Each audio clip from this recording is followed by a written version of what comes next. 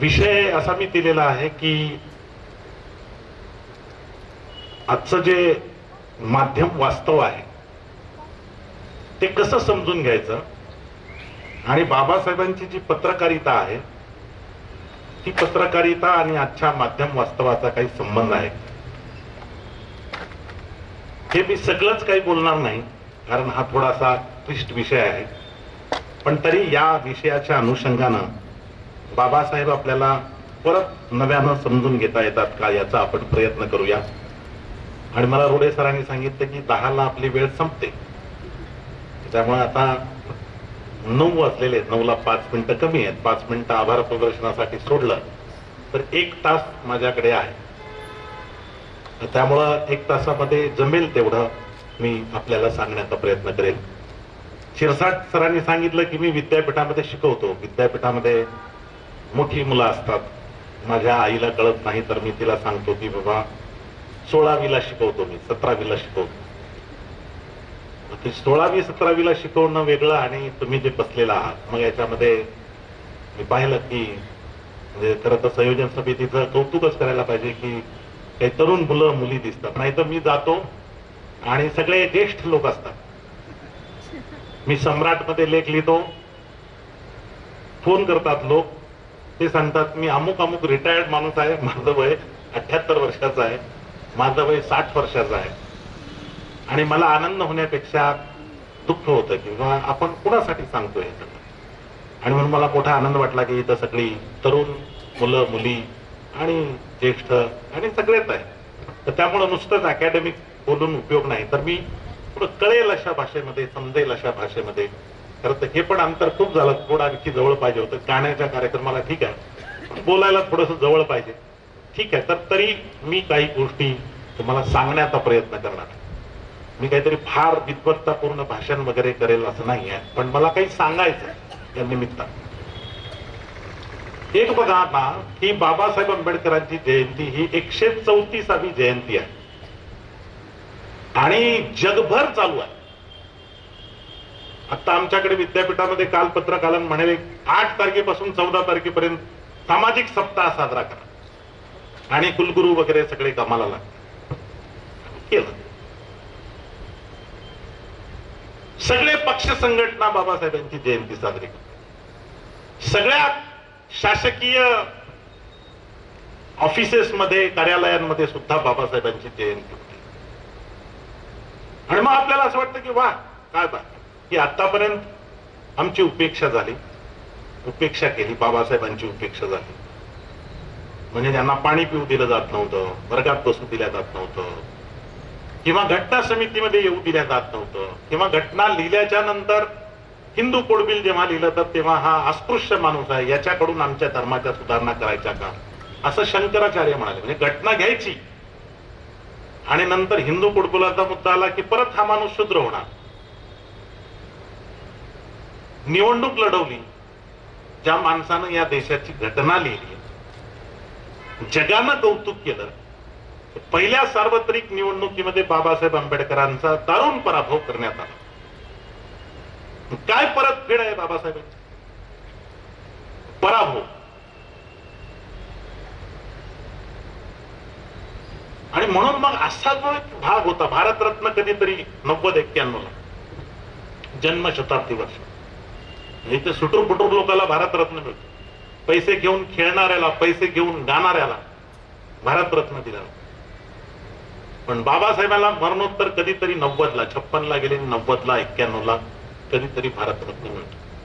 आणि म्हणून ही जी अतोनात उपेक्षा या देशाकडून झाली, आणि आता तर गौरव आहे.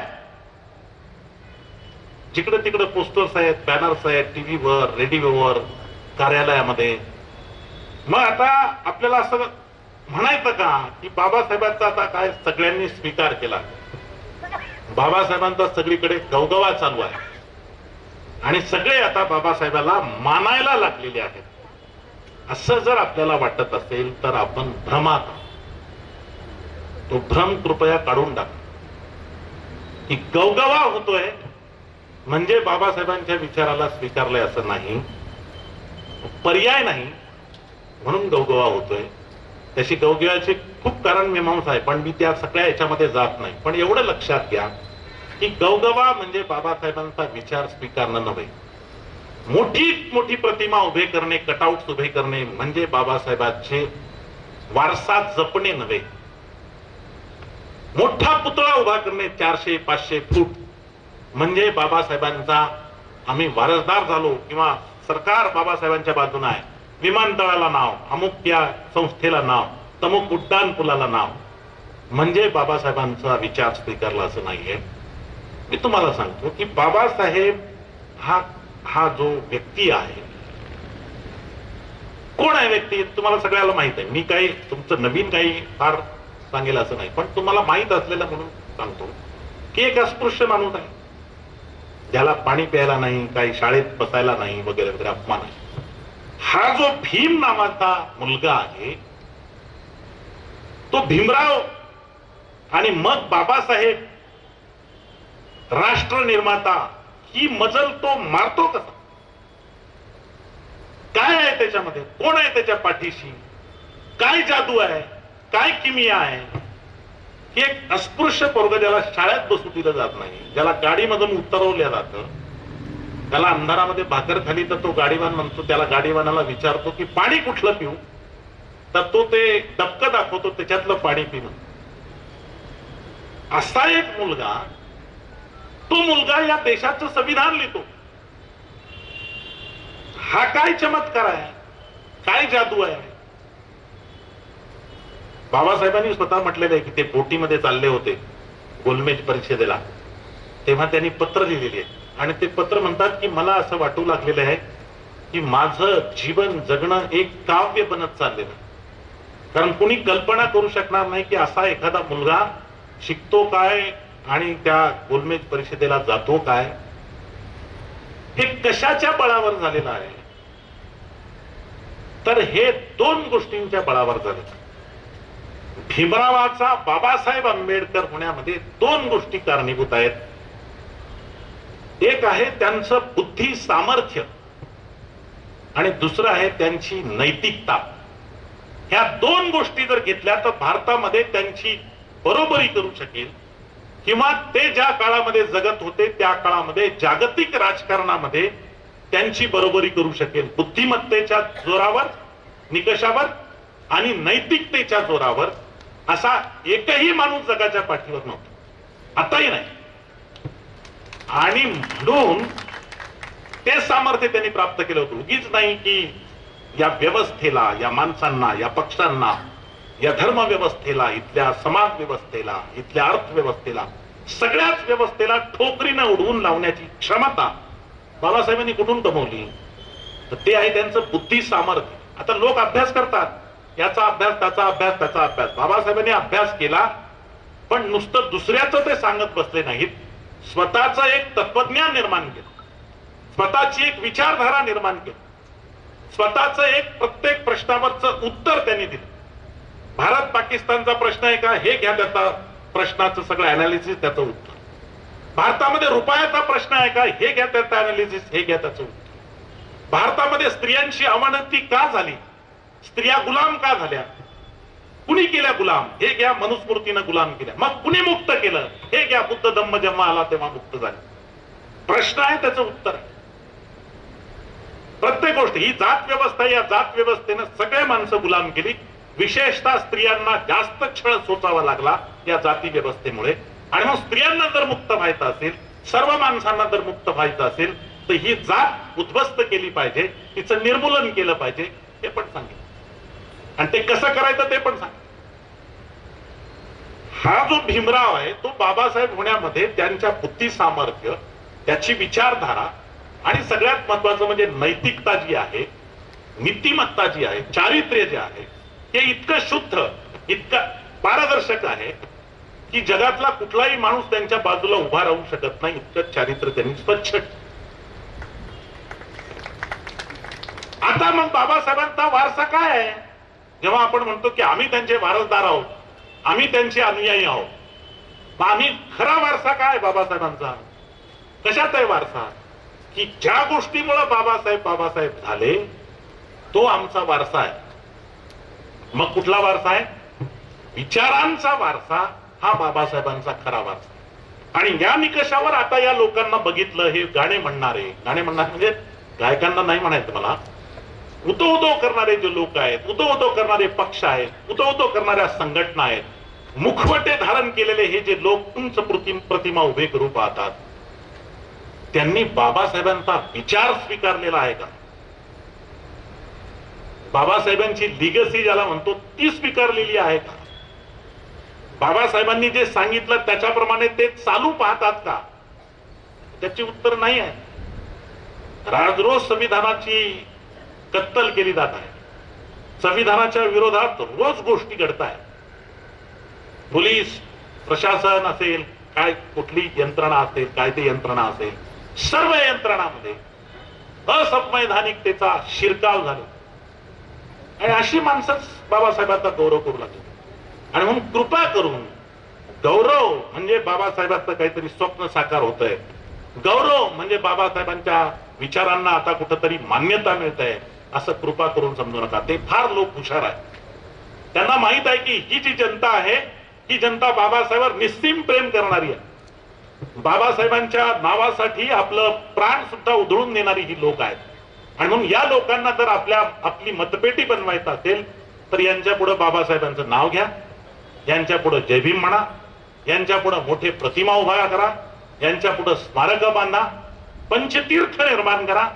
असे ढोंग, असे सोंग आता भारतामध्ये चालू आहेत. आणि म्हणून पहिल्यांदा सांगतो की हे ढोंग सोंग आपण ओळखलं पाहिजे. आणि बाबासाहेबांचा खरा वारसा जर कुठला असेल तर तो त्यांचा वैचारिक वारसा आहे, तो त्यांच्या नैतिकतेचा वारसा आहे, हे आपण लक्षात घेतलं पाहिजे. ज्या पत्रकारितेच्या बाबतीमध्ये मी बोलू इच्छितोय, या पत्रकारिता काय आहे, या पत्रकारितेचं स्वरूप काय आहे ते पण आपण समजून घेऊया. पण त्याच्या आधी पण एक दोन गोष्टी मी सांगेल तुम्हाला की बाबासाहेब आंबेडकरांनी असं म्हटलं की इतिहास कोण घडवतो, कोण महत्वाचा आहे इतिहासामध्ये. आपण म्हणतो की इतिहास घडवला बाबासाहेब. बाबासाहेबांनी उदाहरण दिलं की गारगोटी जी आहे तर ती अशी घासली की त्याच्यातून जाळ निर्माण होतो. काही लोक म्हणाले गारगोटी महत्वाची की त्याच्यातून क्रांती घडते. बाबासाहेब म्हणाले की गारगोटी महत्वाची तर आहे, पण गारगोटी घासणारे हात जे आहेत ते अधिक महत्वाचे आहेत. गारगोटीला हात नसतील, हातात जर नसेल कोणाच्या, हात महत्वाचे. माणूस हा इतिहास घडवतो असं बाबासाहेब म्हणाले. आणि बाबासाहेबांनी खूप भाषणं केली.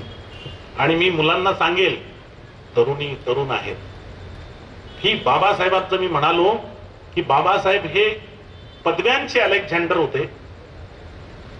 प्रचंड विद्वत्ता त्यांनी संपादन केली. पण ती कशी? अखंड अहोरात्र त्यांनी मेहनत केलेली. मेहनत केली म्हणून ते विद्वान झाले. ते विद्वान होते असं जर म्हणत असू तर ते चूक आहे. त्याच्यासाठी त्यांनी आपल्या शरीराची, आपल्या आरोग्याची, आपल्या वयाची, आपल्या आयुष्याची किंमत मोजलेली. त्याच्यातून त्यांनी ते ज्ञान संपादन केलेलं आहे. आणि म्हणून जेव्हा आपण म्हणतो की एखादा मोठा माणूस कसा मोजावा हे त्यांनी सांगितलं, भाषणं त्यांनी केली. मी ते पुढे येणार आहे त्या जनता वर्तमानपत्रामध्ये की बाबासाहेब म्हणायचे की आता समजा एखाद्याचं भाषण झालं बीडला तर दुसऱ्या दिवशी बातमी छापून येते. काय बातमी छापून येते की अमुक अमुक यांचं प्रतिपादन. ते कधी बोललेलं असतं, कधी बोललेलं नसतं. पण आता आपल्याला जर पाहिलं तर बाबासाहेबांच्या भाषणांचं पुस्तक दिसतं आपल्याला. भाषणांचं पुस्तक आहे, बाबासाहेबांची भाषणे खंड आहे. आता प्रश्न विचारा तुम्ही की बाबा हे कोण लिहित होतं बाबासाहेब भाषण केलं तेव्हा? आता मी भाषण करतोय, कोणी लिहितंय का? कोण नाही लिहिणार. ऐकते लिहून जात, लिहा असं नाहीये. बाबासाहेब जेव्हा भाषण करत होते तेव्हा कोण लिहित होतं, कोण रेकॉर्ड करत होतं? बाबासाहेबांनी सांगितलंय की मीच लिहित होतो. बाबासाहेब असं उभा राहिले आणि भाषण केलं असं नाहीये. तसं जर झालं असतं तर सगळी भाषणं सारखीच राहिली असत. आपल्याकडे खूप वक्ते असतात की ते गाव बदललं तरी भाषण तेच राहतं त्यांचं. युट्यूबवर काढून बघा. बाबासाहेबांचं भाषण एकसारखं नाहीये. आणि मग सगळी भाषणं संग्रहित करता येतात बाबासाहेबांची. बाबासाहेबांनी सांगितलं की भाषण करण्याच्या आधी मी ते पूर्ण भाषण लिहून काढत असे. बाबासाहेबांनी जेवढी महत्वाची भाषणं केलेली आहेत ती सगळी पहिल्यांदा लिहिलेली आहे. बार्शीचं असेल देशांतर, धर्मांतर की राष्ट्रांतर, मुक्ती कोण पथे हे भाषण असेल, किंवा अॅनिलेशन ऑफ कास्टचं भाषण असेल, धर्मांतराच्या वेळेसचं भाषण असेल, कुठलंही भाषण असेल पूर्ण लिहायचं मग भाषण. म्हणून त्याचा शब्द न शब्द आहे. तुम्ही लक्षात घ्या, 2 पानात जर एखादं काय प्रश्नपत्रिका उत्तरपत्रिका सोडवायची असेल तर आपल्याला कंटाळा येतो, परीक्षेत लिहू म्हणतो आपण. पण बाबासाहेबांनी अपार मेहनत घेतलेली आहे. मी हे सांगत होतो की बाबासाहेबांनी मग सांगितलं की एखादा माणूस थोर आहे हे कसं मोजावं. यांनी व्याख्या केली. व्याख्या अशी होती, मी त्याच्यात जास्त जाणार नाही कारण आपल्याला वेळ कमी आहे. त्यांनी असं सांगितलं की एखाद्या देशाचा राजा हा थोर असतो का? ते म्हणाले नाही, कारण राजा जोपर्यंत जिथपर्यंत त्याचं साम्राज्य आहे तिथपर्यंतचे लोक त्याला सलाम करतात की आमचा राजा आहे. त्या राज्याच्या बाहेर त्याला कोणी विचारत नाही, किंवा त्याचं साम्राज्य संपलं तरी देखील त्याला कोणी विचारत नाही, त्याची आठवण ठेवत नाही. इतिहास काळामध्ये हजारो लाखो राजे होऊन गेले, कोणी त्याची आठवण ठेवत. थोर माणूस नाही. बाबासाहेबांनी प्रश्न विचारला की मग एखादा सिने नट जो असतो तो थोर असतो का? त्याला खूप लोक बघायला गर्दी करतात. आता जर म्हणालो की आपण तिकडं काय पुन्हा हिरो आला एखादा, रणबीर कपूर, दीपिका पदुकोण आलेली आहे म्हटलं तर ते लोक अर्धे लोक उठून जातात. बाबासाहेब म्हणाले ते प्रसिद्ध आहे, ते लोकप्रिय आहे, पण ते थोर नाही. कारण असे कितीतरी सिनेनट येतात आणि सिनेनट्या येतात आणि जातात, नंतर त्यांना कोणी बघत नाही. सुपरस्टार पण नंतर कोणी बघत नाही. बाबासाहेब म्हणाले मग थोर माणूस कोण आहे? बाबासाहेब म्हणाले की तो एखाद्या विषयामध्ये तज्ञ असला पाहिजे, विद्वान असला पाहिजे. ही तर गोष्ट खरीच आहे, पण दुसरी एक गोष्ट त्यांनी सांगितली की जो माणूस विद्वान आहे, निपुण आहे, तज्ञ आहे, याच्याहून तो माणूस महान ठरत नाही, तर त्याची ही नैपुण्य, त्याची ही विद्वत्ता, त्याचं हे ज्ञान, त्याचं हे कौशल्य तो समाजाच्या परिवर्तनासाठी जर वापरत असेल तर तो माणूस थोर आहे, तो माणूस ग्रेट आहे. आणि मग तुम्ही लक्षात घ्या की जी माणसं या देशामध्ये बदल घडवण्यासाठी आपलं आयुष्य वेचतात, आपलं कौशल्य वेचतात, आपलं ज्ञान वेचतात, तीच माणसं थोर आहे. महात्मा ज्योतिराव फुले ग्रेट काय? महात्मा फुलेंनी आपलं जे ज्ञान आहे, आपली सर्व शक्ती जी आहे ती हा देश, या देशातील स्त्रियांचं जीवन बदलावं, इथल्या अस्पृश्यांचं जीवन बदलावं, म्हणून महात्मा ज्योतिराव फुले आणि सावित्रीबाई फुलेंना आपलं जीवन हे त्याच्यासाठी सर्वस्व अर्पण केलं. आणि मी कधी नेहमी सांगत असतो मुला मुलींना की महात्मा ज्योतिराव फुलेंचा फोटो जर पाहिला तुम्ही तर दिसतो पांढरी दाढी आहे, टोपी आहे वगैरे वगैरे, आणि आपण म्हणतो की महात्मा ज्योतिराव फुलेंनी मुलींसाठी शाळा काढली. पण मी मुद्दाम सांगत असतो मुली की ज्या 1848 साली महात्मा ज्योतिराव फुले आणि सावित्रीबाई फुलेंनी मुलींसाठी पुण्यात पहिली शाळा काढली, भारतातली पहिली शाळा काढली, त्यावेळेस महात्मा ज्योतिराव फुलेंचं वय 21 वर्षांचं होतं. फक्त 21 वर्षाचं वय आहे. हे असे नाही आहेत महात्मा ज्योतिराव फुले, शेवटचा फोटो 21व्या वर्षामधला हा तरुण भारतातल्या सर्व धर्म मार्तंड जे आहेत त्या सगळ्यांच्या विरोधात जाऊन मुलींसाठी पहिली शाळा काढली. आणि त्याची बायको जी आहे सावित्रीबाई फुले, तिचं वय 17 वर्ष. आजच्या भाषेमध्ये बोलायचं तर 12वीची मुलगी आहे किंवा BA फर्स्ट इयरची मुलगी, आणि 21 वर्ष म्हणजे MA MSc फर्स्ट इयरचा मुलगा आहे. इतकं सामर्थ्य आहे आणि पुढचं आयुष्य संबंध त्यांनी या समाजासाठी वेचलेला. उगीच माणूस ग्रेट होत नाही. उगीच बाबासाहेबांसारखा माणूस की ज्यांनी परदेशामध्ये जाऊन शिक्षण घेतलं, सिलिगमन सारखे, हेरॉल्ड लास्की सारखे असे गुरु होते त्यांना शिकवायला. पण बाबासाहेबांना जेव्हा विचारलं की तुमचे गुरु कोण, तर यांनी त्यांची नावं नाही घेतली. त्यांच्याबद्दल त्यांच्या मनामध्ये नितांत आदर होता. पण ही जगाला तत्वज्ञान देणारी माणसं बाबासाहेबांना आपली गुरु वाटली नाही. बाबासाहेबांना गुरु कोण वाटलं तर महात्मा ज्योतिराव फुले. समजून घ्या, हे साधं नाहीये. फुले प्रकरण ही साधी गोष्ट नाही की बाबासाहेबांसारखा अतिशय विद्वान फुल्यांना कसा काय गुरु मानतो. ह्या सिलिगमन वगैरे सगळे, हेरॉड लॉस्की, जॉन डुई, ही सगळी माणशी त्यांना शिकवायला होती, ती जगात फेमस होती.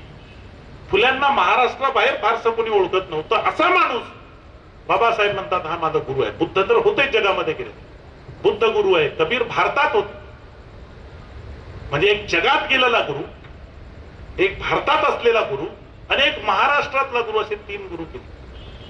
आणि गुरु शिष्याचं नातं असं होतं की महात्मा ज्योतिराव फुलेंनी आपल्या मुलाचं नाव यशवंत ठेवलं, तर बाबासाहेबांनी पण आपल्या मुलाचं नाव यशवंत ठेवलं. इतका प्रभाव बाबासाहेबांवर होता. तो विषय नाही आहे. मी हे सांगत होतो की हा जो एक समाज आहे याच्यामध्ये बदल झाला पाहिजे. मोठ्या माणसाचं काम काय असतं की समाज बदलला पाहिजे. समाज चांगला नाहीये. दलित, शोषित, वंचित, कष्टकरी यांचं दमन होतंय, यांचं शोषण होतंय. हा समाज बदलला पाहिजे आणि या बदलासाठी माझं पूर्ण सामर्थ्य वापरलं पाहिजे, माझं सगळं बुद्धी कौशल्य वापरलं पाहिजे. बाबासाहेब एवढे विद्वान होते की त्यांनी स्वतःही म्हटलेले की देशाचे पंतप्रधान, राष्ट्रपती ते होऊ शकले असते. पण त्यांच्यापेक्षा त्यांची प्रायोरिटी काय होती, प्राथमिकता काय होती की हा देश, हा समाज बदलला पाहिजे. आणि म्हणजे या बदलासाठी त्यांना आपलं आयुष्य वेचलं. म्हणून ते पण थोर ठरतात त्यांच्याच व्याख्येनुसार.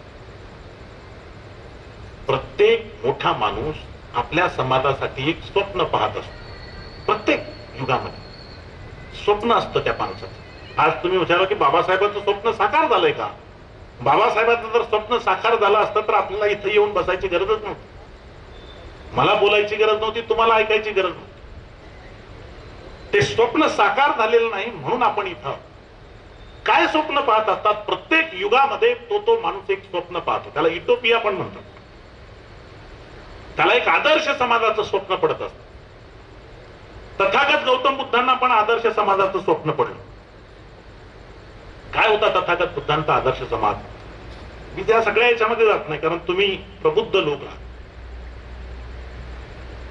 की रोहिणी नदीचा पाण्याचा प्रश्न निर्माण झाला आणि कलह वाढला, रक्तपात होऊ लागला, युद्ध होऊ लागलं. ते म्हणाले थांबवा, सिद्धार्थ म्हणाले थांबवा. ते थांबत नव्हतं. मग त्यांनी विरोध केला. म्हणून ज्या वेगवेगळ्या शिक्षा होत्या त्याच्यापैकी सिद्धार्थ म्हणाला की ठीक आहे, तुम्ही काहीच करू नका, मीच निघून जा. आणि या कलहाचं एक उत्तर शोधतो. कलह का होतो, संघर्ष का होतो, रक्तपात का करतात माणसं, मुळात माणूस दुःखी का आहे, या कारणांचा मी शोध घेतो. आणि ते आणि त्यांनी शोध लावला. ज्ञान सगळं मिळवलं आणि मग शोध लावला. म्हणजे त्यांना दिव्य ज्ञान प्राप्त झालं, म्हणजे बसले पद्मासन घालून आणि सुजातेनं खीर दिली आणि म्हणून साक्षात्कार झाला असं नाही. प्रचलित जे सगळे ज्ञान होतं ते ज्ञान परंपरा त्यांनी अवगत केली, समजून घेतली आणि त्याच्या आधारे त्यांनी नवं विश्लेषण केलं आणि त्याच्यातून दुःखमुक्तीचा मार्ग दिला. त्यांना एक दुःखमुक्त समाज निर्माण करायचा, एक शोषणमुक्त, कलहमुक्त, संघर्षमुक्त समाज हे तथागत गौतम बुद्धाचं स्वप्न होतं. आणि मग जिथं जिथं दमन आहे, जिथं जिथं माणूस दुःखी आहे, तिथं बुद्ध गेले. बुद्धाने वैदिकाला विरोध केला ही गोष्ट खरी आहे, वैदिक परंपरेला विरोध केला ही गोष्ट खरी आहे. पण वैदिक परंपरेला जर विरोध केला तर भारतातच राहायला पाहिजे होता बुद्ध, जगात का गेला? तर जिथं जिथं म्हणून दुःख आहे, जिथं जिथं म्हणून दमन आहे, जिथं जिथं म्हणून शोषण आहे, याच्यातून माणसाची मुक्ती झाली पाहिजे हा ध्यास बुद्धाच्या तत्वज्ञानात होता. आणि म्हणून जिथं जिथं दमन आहे, जिथं जिथं दुःख आहे, जिथं जिथं माणूस आहे, तिथपर्यंत बुद्धाचा विचार केला. ते सामर्थ्य बुद्धाच्या विचारातलं आहे. त्याच्यानंतरचा काळ जर आपण पाहिला, मी सगळा तो इतिहास सांगत बसत नाही तुम्हाला, कारण आपल्याला वर्तमानामध्ये बोलायचं आहे.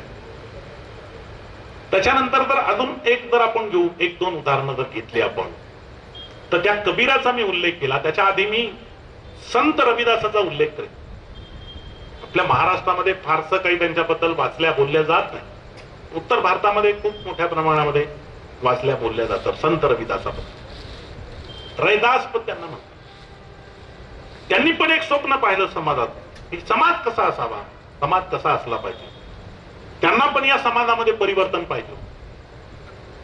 त्यांनी एक शब्द वापरला, एक गाणं लिहिलेलं त्यांनी, गीत लिहिलं आणि त्याच्यामध्ये ते काही कल्पना करतात. तर ते म्हणतात की मला बेगमपुरा निर्माण करायचं, बेगमपुरा निर्माण करायचं. तर सुरेश बसलेला माझा मित्र, आमच्या विद्यापीठाच्या तिथे बाजूला बेगमपुरा होता. तेव्हा मला कळत नव्हतं की बेगमपुरा म्हणजे काय. बेगम म्हणजे बायको असं काहीतरी ते मला वाटायचं, त्याचं काहीतरी असेल ते, पुरा म्हणजे काय. पण रविदास वाचल्याच्या नंतर लक्षात येतं आपल्या की ते बेगमपुरा निर्माण करू पाहत होते. आणि मग लक्षात यायला लागलं की बेगम म्हणजे काय. गम म्हणजे दुःख, हिंदी गाण्यामध्ये असतं गम, मुझे गम है म्हणतात. गम म्हणजे दुःख, बेगम म्हणजे दुःख नसलेलं, पुरा म्हणजे वस्ती, शहर. संत रविदास काय म्हणतात की मला बेगमपुरा निर्माण करायचा आहे. म्हणजे काय, दुःख नसलेलं शहर मला निर्माण करायचं. स्वप्न पाहिले संत रविदासांनी की आपली काय आहेत आदर्श स्थान, काय ही परंपरा आपली, की तो माणूस म्हणतोय की मला दुःख नसलेलं शहर निर्माण करायचं. त्याचाच समकालीन जो आहे. आणि हे दुःख नसलेलं शहर म्हणजे तुम्ही जर पाहिलं तर बुद्ध जे म्हणत होते तेच वेगळ्या भाषेमध्ये संत रविदास म्हणताना दिसत. बुद्धाने तरी काय केलं, दुःख नको, दुःख मुक्ती. आणि हा दुःख नसलेलं शहर म्हणतो तेच तत्वज्ञान वेगळ्या काळामध्ये वेगळ्या भाषेमध्ये प्रगट होताना आपल्याला त्याचा समकालीन आहे. किंवा काही हिंदीच्या अभ्यासात नंतर झालेला म्हणतात, ठीक आहे, त्याचा कालखंड कुठला का असेल. पण कबीर यांनी पण एक स्वप्न पाहिलं आणि ते स्वप्न होतं, ते म्हणाले मला प्रेम नगर निर्माण करायचं. प्रेम नगर, प्रेम नगर म्हणजे काय. आणि त्यांनी सांगितलं की पोथी पडपड जगमुआ पंडित भया नकोय, काही अक्षर प्रेम के पडे सो पंडित होय. तुम्ही पुस्तकं वाचून वाचून पंडित होऊ शकत नाही कोणी. ज्याला प्रेमाचं अडीच अक्षर, प्रेम हा शब्द जर लिहिताना पाहिला तर 2 पूर्ण आणि 1 त्याचा अर्धा अक्षर आहे प्रेम, म्हणून त्यांनी अडीच अक्षर म्हणलं. हे अक्षर अडीच अक्षर ज्याला कळलं तोच पंडित आहे. त्याला म्हणायचं काय, प्रेम म्हणजे काय. प्रेम म्हणजे हे हिंदी सिनेमातलं प्रेम नाही, की आपल्या भोवतालची जी जी मंडळी आहे त्याच्यावर प्रेम करा. शेजारी असतील, पाजारी असतील, वेगवेगळ्या लोक असतील त्यांच्यावर प्रेम करा.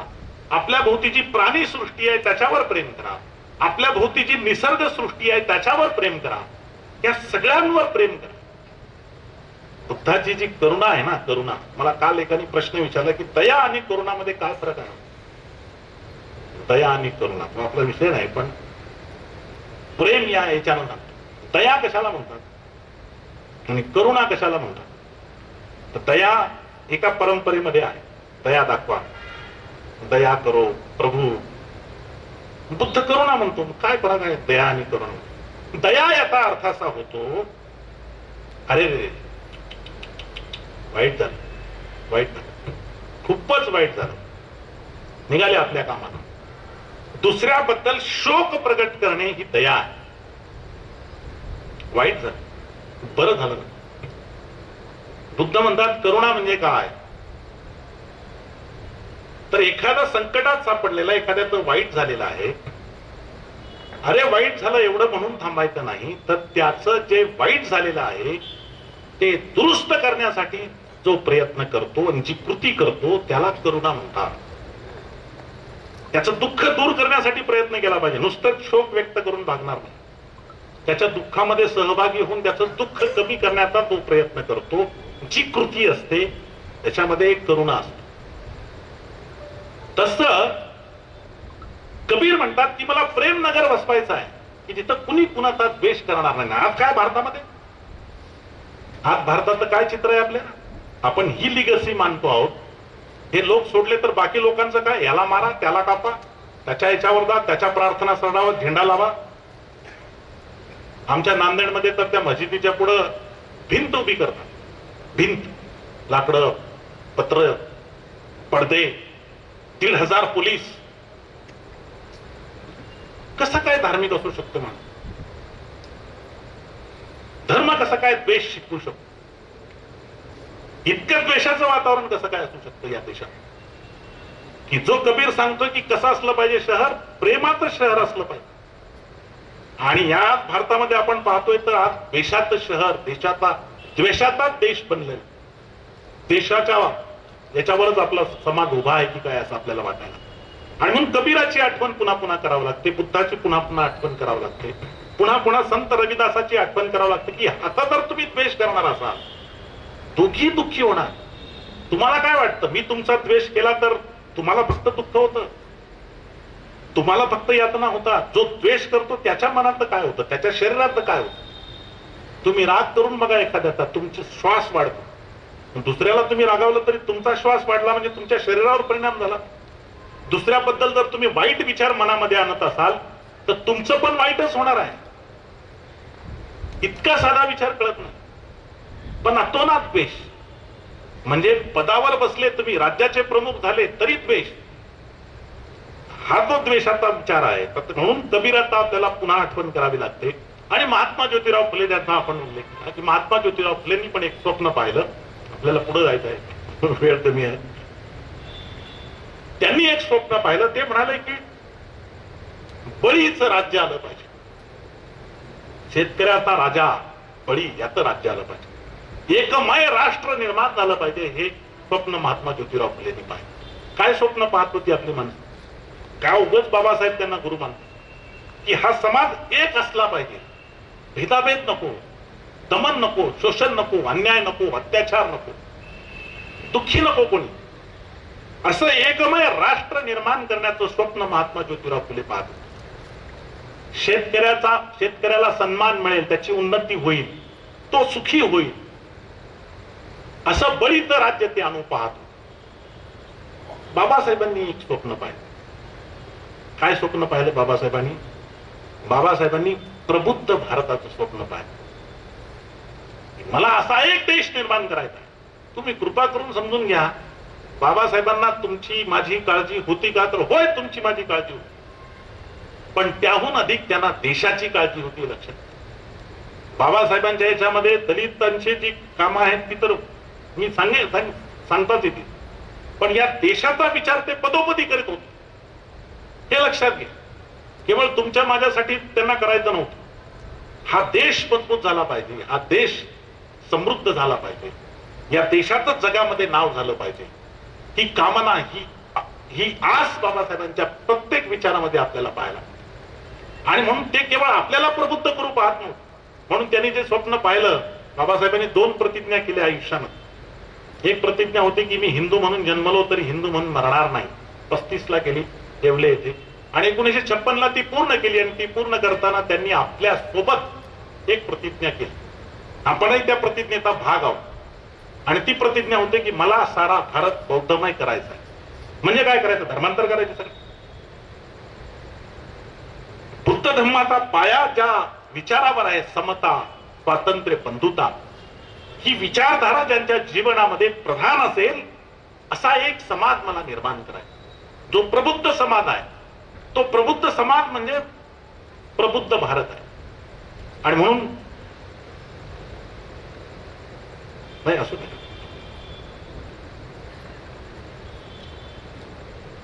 तर तो समाज बाबासाहेबांना निर्माण करायचा होता. त्याच्यासाठी त्यांची सगळी धडपड होती. आणि त्याच्यासाठी मग पत्रकारितेचा काय त्यांचा रोल होता, का पत्रकारिता त्यांना सुरू करावी वाटली, कशासाठी त्यांनी वर्तमानपत्र काढलं, याचा जर आपण मागोवा घेतला तर आपल्या लक्षात येतं की महात्मा ज्योतिराव फुलेंनी वर्तमानपत्र काढलं नाही. महात्मा ज्योतिराव फुलेंनी प्रयोग करून पाहिला. सत्सारचे अंक काढले त्यांनी. सत्सार नावाचं एक नियतकालिक काढलं त्यांनी. 2 अंक प्रकाशित केले. पंडिता रमाबाई वगैरेवर ते लोक तुटून पडले होते. त्यावेळेस त्यांनी त्याच्या प्रोटेस्ट करण्यासाठी म्हणून 2 अंक काढले.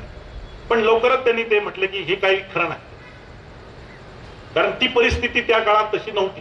आणि म्हणून त्यांचं नारायण मेघाजी लोखंडे आणि दुसरे जे भालेकर होते, भालेकरांशी त्यांचं थोडंसं भांडण झालं. त्याच्यात भालेकर म्हणायचे की पेपर काढला पाहिजे, महात्मा फुलेंना वाटायचं की पेपर नको. पण दीनबंधूची एक सत्यशोधक पत्रकारिता मोठ्या प्रमाणामध्ये आपण निर्माण झाली. पण त्याच्यावर मी आज बोलणार नाही. पण फुल्यांना असं वाटत होतं की पत्रकारिता इतकी उपयुक्त नाही, किंवा त्या परिस्थितीत त्या काळाला उपयुक्त होणार नाही. पण बाबासाहेबांचा जन्म आणि बाबासाहेबांचा काळ सुरू होता होता बाबासाहेबांना मात्र याची तीव्रतेने जाणीव झाली की वर्तमानपत्र पाहिजे. आणि बाबासाहेबांनी कुठलीही गोष्ट गरजेतून केलेली, गरजेशिवाय कुठलीही गोष्ट केली नाही. काय झालं होतं की बाबासाहेब 1917ला भारतामध्ये परत आले. सिडनेहॅम कॉलेजमध्ये ते प्राध्यापक झाले. त्या बडोद्याची घटना घडली, ते वापस आले आणि सिडनेहॅम कॉलेजमध्ये प्राध्यापक झाले. आणि त्यावेळेस साऊथ ब्युरो कमिशन नावाचं कमिशन भारतामध्ये आलं. हे कमिशन काय असतो? Simon commission, south bureau commission, गोलमेज परिषद, काय आहे? आपण नावं घेतो. हे बाबासाहेबांनी निवेदन दिलं, काही जणांनी बहिष्कार घातला. इतिहासामध्ये आपण शिकलो किंवा अजूनही शिकता. काही नव्हतं, ब्रिटिशांचा कायदा होता, ब्रिटिशांचं राज्य होतं आणि ब्रिटिशांना असं वाटत होतं की आपल्याला या देशावर दीर्घकाळ राज्य करायचं असेल तर त्यांची सहमती मिळवली पाहिजे भारतीय लोकांची, की बाबा काय करायचं. तर 10 वर्ष झाली, तुम्हाला अजून काय पाहिजे तुम्ही सांगा, आम्ही तुम्हाला मदत करू. तुमच्यानुसार आपण कायद्यामध्ये थोडासा बदल करू. जसं वेतन आयोग असतो 10 वर्षाला, 10 वर्षांनी वेतन आयोग येतो, नवं वेतन सुरू होतं. तसं ब्रिटिश सरकार काय करायचं की 10 वर्षानं आपले जे कायदे त्याचा रिव्ह्यू घ्यायचे. हे रिव्ह्यू घेणं जे आहे ते कमिशन्स आहे. आणि तसं साऊथ ब्युरो कमिशन 1919ला आलं होतं की तुम्हाला काय करायचं आहे. बाबासाहेब प्राध्यापक आहेत, त्यांना निवेदन देता येतं, तरी त्यांनी धडपड केली आणि ते निवेदन द्यायला. आता इथेच बघा, मी सांगतो तुम्हाला, बाबासाहेबांमध्ये दलितांचा प्रश्न आणि देशाचा प्रश्न दोन्ही एकाच वेळेस बाबासाहेब लढतात. 1919ची गोष्ट सांगतोय मी. ते दलितांसाठी लढतायत का बघा. ते गेले आणि तिथे होतं की प्रतिनिधी, त्या शासन याच्यामध्ये आपल्याला प्रतिनिधी द्यायचे आहेत, तर ते कसे असावे. तर बाबासाहेब म्हणाले की दलितांना हे जे, तेव्हा ते शब्द वापरायचे, अल्पसंख्याक, मायनॉरिटीज, असा डिप्रेस्ड क्लास असे शब्द होते तेव्हा. दलित किंवा अनुसूचित जाती हे शब्द नंतर आले. तर डिप्रेस्ड क्लास जे आहे तर त्यांना तुम्ही प्रतिनिधित्व द्या असं बाबासाहेबांचं म्हणणं. प्रतिनिधित्व दिलं पाहिजे. हा कुणाचा मुद्दा आहे? दलितांना प्रतिनिधित्व द्या, हा दलितांचा मुद्दा आहे. पण त्याच वेळेस बाबासाहेब तिथं म्हणाले की तुम्ही जी नियुक्ती करता या लोकांची मेंबर म्हणून, ती नियुक्ती न करता निवडणूक घ्या सगळ्यांची. ती निवडणूक घ्या हा मुद्दा कोणाचा आहे? दलितांचा आहे का सगळ्यांचा? सगळ्यांसाठी बाबासाहेब म्हणतात की निवडणूक घ्या. निवडणून आलेले प्रतिनिधी हे खरं काम करू शकतील. नियुक्त केलेले प्रतिनिधी काय काम करणार आहेत? ब्रिटिशांनी नियुक्त केलेले, त्यांच्याच मर्जीनं काम करणार. आणि मग निवडणूक घ्या तुम्ही. मतदान कोण करणार? आता विठ्ठल रामजी शिंदेचा संदर्भ मी सांगणार नाही, तेही होते, त्यांनी पण निवेदन दिलेलं होतं. पण त्यांचं म्हणणं होतं की जे शिकलेले आहेत, पैसे देतात, कर भरतात, अशांना पाहिजे. पण तो ठेवू बाजूला. बाबासाहेब म्हणाले की प्रौढ मतदानाचा अधिकार, जे जे प्रौढ आहेत त्यांना मतदानाचा अधिकार. तो शिकलेला आहे का नाही, तो कर भरतो का नाही, हे विचारात घेऊ नका. सरसकट सर्व स्त्री पुरुषांना मतदानाचा अधिकार मिळाला पाहिजे. साऊथ ब्युरो कमिशन मध्ये 1919ला बाबासाहेब मांडतात. कुणाचा प्रश्न मांडतात? कसे काय दलितांचे कैवारी बाबासाहेब? 1919ला हा तरुण भीमराव आंबेडकर म्हणतायत की सर्वांना मतदानाचा अधिकार असला पाहिजे, निवडणूक झाली पाहिजे. आणि एक मुद्दा आहे की दलितांना प्रतिनिधित्व मिळालं पाहिजे. दलितांचा एक मुद्दा आहे, बाकीचे मुद्दे सर्वांसाठीचे आहेत.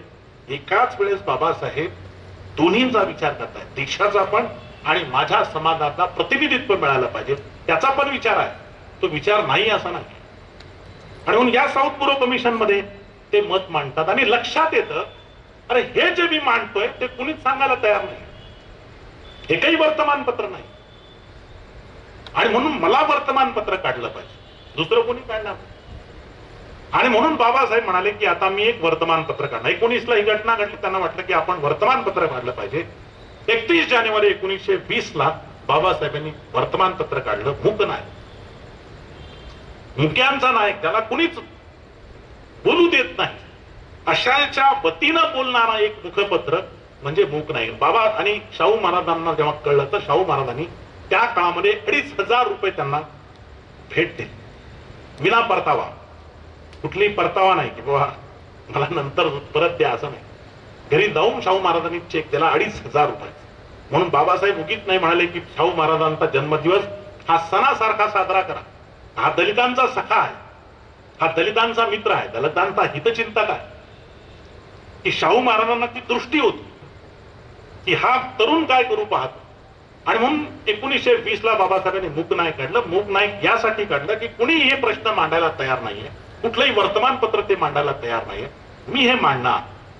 आणि दुसरी पण जाता जाता एक गोष्ट सांगितली पाहिजे तुम्हाला की लोक असं म्हणतात आमच्या जर्नलिझम मध्ये की पूर्वीची पत्रकारिता ही ध्येयवादी होती, आत्ताची पत्रकारिता ही धंदेवादी झालेली आहे. पूर्वीची पत्रकारितेला सामाजिकतेचा टच होता, सामाजिक जाणीवांनी ती ओतप्रोत होती, आताची नाही. पण असं काही खरं नाही. तेव्हाच्या याच्यामध्ये फार सामाजिक जाणीवा होत्या असं नाही, कारण त्यांची समाजाची व्याख्याच मुळीमध्ये छोट्या समूहापुरती होती. ते कधीही समाजाचे नेते नव्हते, ते जातीचे नेते होते बाकीचे सगळे. तुम्हाला उदाहरण देतो की बाबासाहेबांनी जेव्हा मूक नायक सुरू केलं तेव्हा केसरी वर्तमानपत्र टिळकांनी जे सुरू केलेलं ते चालू होतं. केसरीला त्यांनी पत्र दिलं की बाबा आमची ही जाहिरात तुम्ही छापा, आमचं मूक नायक सुरू झालंय ना.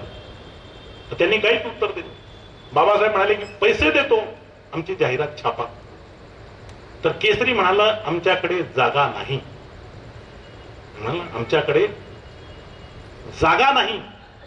तर वर्तमानपत्रामध्ये जागा नसते असं कधीच होत नाही. तुम्ही आता लोकमतला फोन करा, त्याला म्हणा आम्हाला 1 लाखाची जाहिरात द्यायची आहे, सगळं पान बदलून टाकतात, 1 लाखाची जाहिरात आहे. जाहिरातीला कधीही वर्तमानपत्रामध्ये जागा नाही असं होत नाही. पण टिळकांचा केसरी मूकनायक नावाचं एक वर्तमानपत्र दलितांसाठी निघालेलं आहे, त्याची जाहिरात छापायला नकार देतो. महात्मा ज्योतिराव फुले, महात्मा ज्योतिराव फुले कोण आहेत?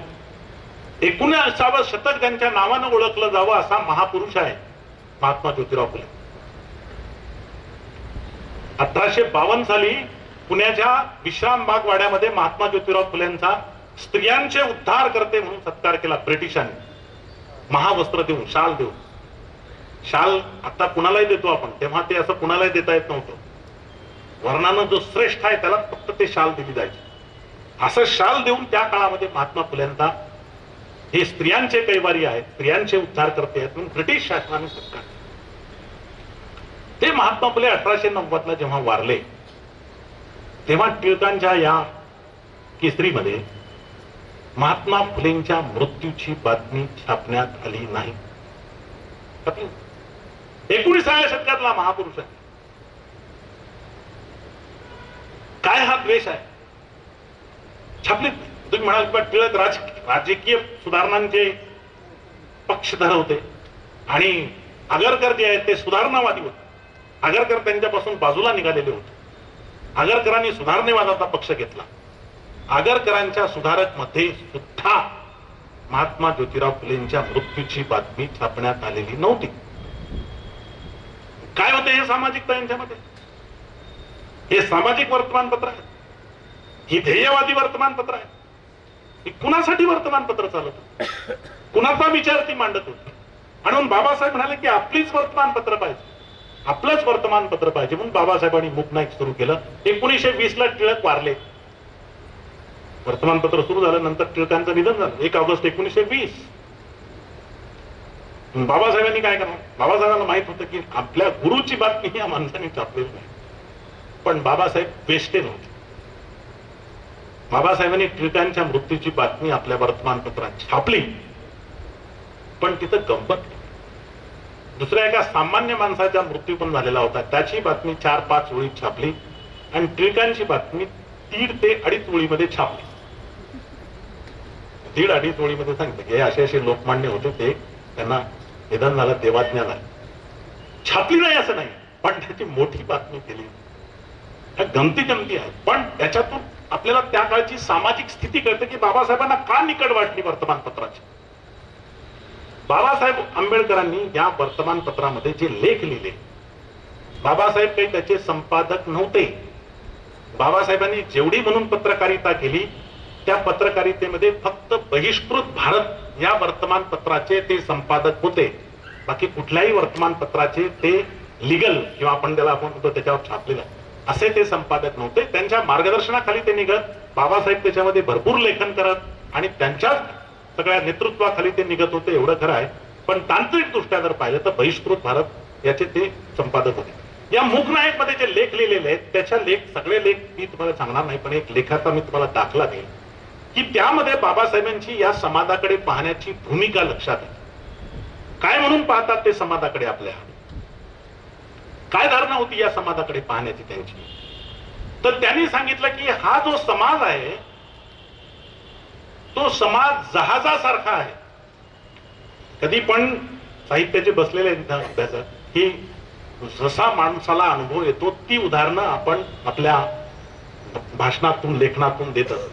बाबासाहेबांनी बोटीनं खूप प्रवास केला आणि म्हणून ते समाजाला बोटीचं आगबोटीचं जहाजाचं एक रूपक देतात आणि ते म्हणतात की हा जो समाज आहे आणि आजच्या समाजासाठी सुद्धा लागू आहे.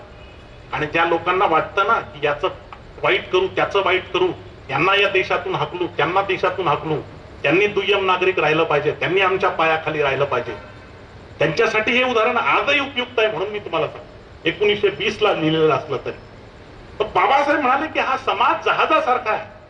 त्याच्यामध्ये कंपार्टमेंट असतात. एक खाली एक तळाला काही लोक राहतात, त्याचं तिकीट कमी असतं, वर राहणाऱ्याचं तिकीट जास्त असतं, अजून वर राहणाऱ्या डेकवर राहणाऱ्याचं आणखी तिकीट असतं. हे सगळे समुद्रामध्ये प्रवास करतात. बाबासाहेबांनी रूपक सांगितलं की जर एखाद्याला असं वाटलं, द्वेष आला एखाद्याच्या बाबतीमध्ये आणि द्वेषानं त्यानं दुसऱ्या खालच्या एखाद्या कंपार्टमेंटमध्ये छिद्र केलं एखाद्याच्या रूम मध्ये, हा बदमाश आहे याचं होऊ द्या वाईट म्हणून त्याच्या कंपार्टमेंटमध्ये छिद्र केलं खाली. बाबासाहेब म्हणतात काय होईल, तर हळूहळू पाणी त्या कंपार्टमेंटमध्ये. कशासाठी केलंय, त्याचं नुकसान व्हावं म्हणून ते छिद्र केले, त्याचं वाईट व्हावं त्याचं भलं होऊ नये म्हणून ते छिद्र केले. त्याच्यामध्ये पाणी येईल आणि ते पाणी भरत भरत भरत खालचा डेक भरून जाईल. वरचे म्हणतील की आपल्याला काय करायचंय, खाली पाणी आलेलं आपल्याला काय करायचं, खालचा सगळा मधला पाण्यात जाईल. हळूहळू वरचा मधला पाण्यात जायला लागला. त्याच्यावरचे म्हणतील आपल्याला काय करायचंय, खालचा गेला वरचा गेला आपण तर सुरक्षित आहोत.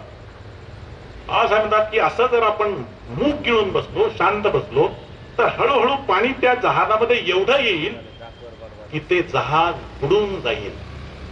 बाबासाहेब म्हणाले की दुसऱ्याचं अहित करण्याच्या वाईट हेतू मनात ठेवून दुसऱ्या जातीचं तुम्ही वाईट करणार असाल तर ते समाजाला छिद्र पाडण्यासारखं आहे, समाजरूपी जहाजाला छिद्र पाडण्यासारखं.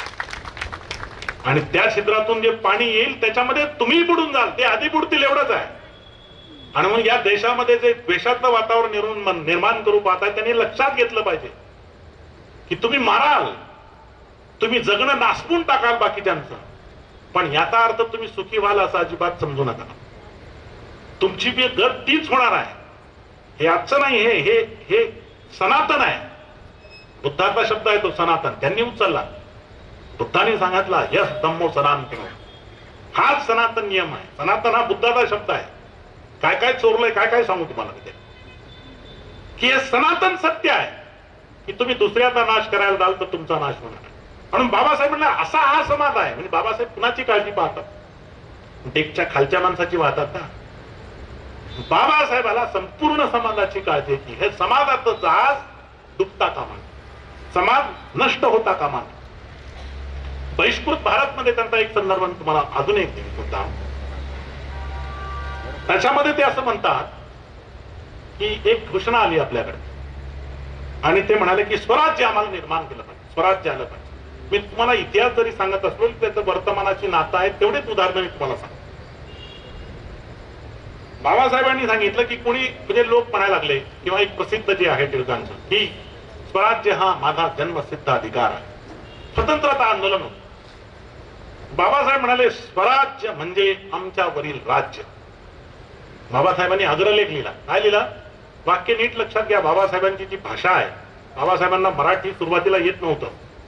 त्यांचं सगळं शिक्षण नंतरच्या काळामध्ये इंग्रजीत झालं, परदेशात गेले, भारतात आले, त्यांना वाटलं आपल्याला वर्तमानपत्र काढायचं आहे, मराठी येत नव्हतं, मग ते इंग्रजीमध्ये पहिल्यांदा झरझर झरझर लिहून काढायचे, मग ते मराठीत लिहायचे ट्रान्सलेशन स्वतःच.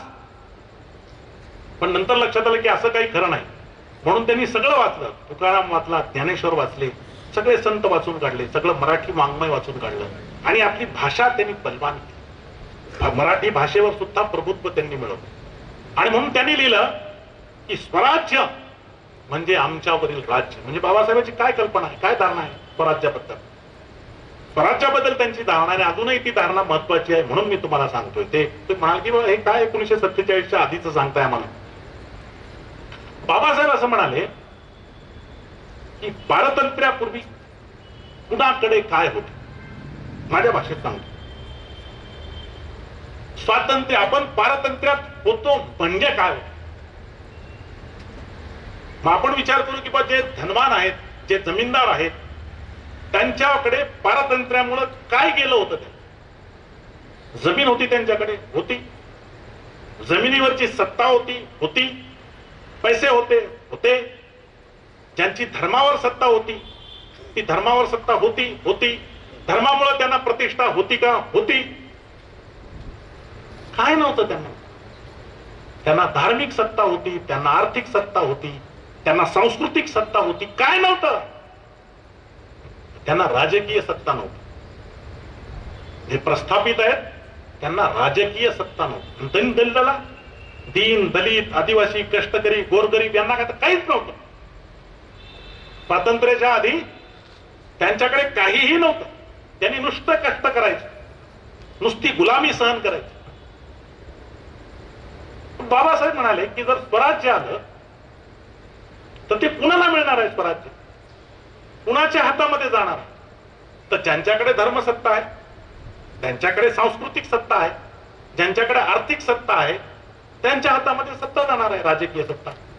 स्वतंत्र झाल्यावर मग हे जे राजकीय सत्ता, ज्यांच्याकडे अर्थसत्ता आहे, धर्मसत्ता आहे, सांस्कृतिक सत्ता आहे, त्यांच्याकडे स्वातंत्र्याच्या नंतर राजकीय सत्ता दिली, ते कुणावर राज्य करणार आहेत?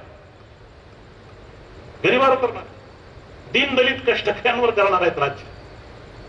आणि म्हणून बाबासाहेबांनी स्वराज्य आलं तर आमचं काय? हे स्वराज्य म्हणजे आमच्यावरील राज्य. बाबासाहेबांनी दुसरा मार्ग सांगितला, तो नीट लक्षात घ्या, अजूनही ते त्या दिशेने आपण गेलेलो नाही. बाबासाहेब म्हणाले की स्वातंत्र्य पाहिजे का? तर होय, स्वातंत्र्य पाहिजे.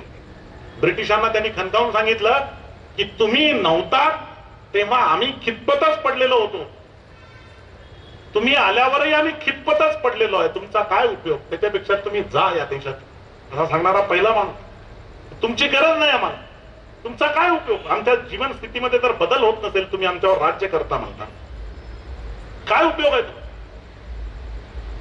आणि म्हणून बाबासाहेब म्हणाले की असं स्वातंत्र्य हवं की ज्याच्यामध्ये ही जी सत्ता आहे, राजकीय सत्ता, ती दीन दलित कष्टकरी लोकांच्या हातामध्ये आली पाहिजे सत्ता, राजकीय सत्ता. देश स्वतंत्र झाल्याच्या नंतर जे धनवान आहेत, जे धर्मसत्तेचे रखवाले आहेत, त्यांच्याकडे ही राजकीय सत्ता जाता कामा नये, तर दीन दलित गोर गरीब कष्टकरी यांच्या लोकांच्या हातामध्ये राजकीय सत्ता गेली पाहिजे. का म्हणाले? का म्हणाले? तुमच्याबद्दल काळजी होती म्हणून तर म्हणालेच. दुसरं एक कारण आहे, ते म्हणाले की यांच्या हाती जर सत्ता आली तर हा संख्येनं मोठा समुदाय आहे, सत्ता वंचित, यांच्या हाती जर राजकीय सत्ता आली तर हे सामर्थ्यवान बनतील, आणि हे बहुसंख्य लोक जर सामर्थ्यवान बनले तर देश सामर्थ्यवान होईल. बाबासाहेबांना काळजी कशाची आहे? देशाची आहे. आजही ते झालेलं नाही. आजही ज्यांच्याकडे धर्मसत्ता आहे त्याच्याकडेच राजकीय सत्ता आहे, ज्याच्याकडे अर्थसत्ता आहे त्याच्याकडेच राजकीय सत्ता आहे, ज्याच्याकडे सांस्कृतिक सत्ता आहे त्याच्याकडेच राजकीय सत्ता आहे. देश बलवान कसा होणार? कसे स्वप्न पाहता तुम्ही महासत्ता होण्याची? होणार नाही, कदापि होणार नाही महासत्ता. गोरगरीब कष्टकरी लोकांना वंचित ठेवून, त्यांना 1000-1500वर सुलभट ठेवून तुम्ही महासत्ता बनण्याचे स्वप्न कसे पाहू शकता? 80 कोटी लोकांना तुम्ही धान्य वाटता. 80 कोटी लोकांना जर तुम्ही धान्य वाटत असाल तर 80 कोटी लोकांची लायकी नाही आहे धान्य कमवण्याची. इतकं त्यांना कंगाल करून ठेवलंय. ज्या देशातले 80 कोटी लोक हे तुम्ही दिलेल्या धान्यावर जगत असतील तर हे लोक देश कसा घडवणार आहे? तुमच्याकडे सत्ता राहून हा देश बनणार नाही. हा देश कुणाच्या हातात सत्ता आल्यावर बनणार? हे 80 कोटीचे लोक आहेत, त्यांच्या लोकांच्या हातात जेव्हा सत्ता येईल तेव्हा हा देश खऱ्या अर्थानं बलवान होणार आहे. बाबासाहेबांच्या स्वराज्याचं, बाबासाहेबांच्या स्वातंत्र्याचं, बाबासाहेबांच्या लोकशाहीचं हे खरं रूप आहे. पण ते आपण समजूनच घ्यायला त्या आपल्याला वाटतं ते निवडून आलेले काय म्हणतात याचं सरकार त्याचं सरकार. कसं असतं सरकार? माणसाचं सरकार असतं का? सरकार कोण आहे? बाबासाहेबांनी लोकशाहीची व्याख्या काय सांगितली? कोण आहे सार्वभौम?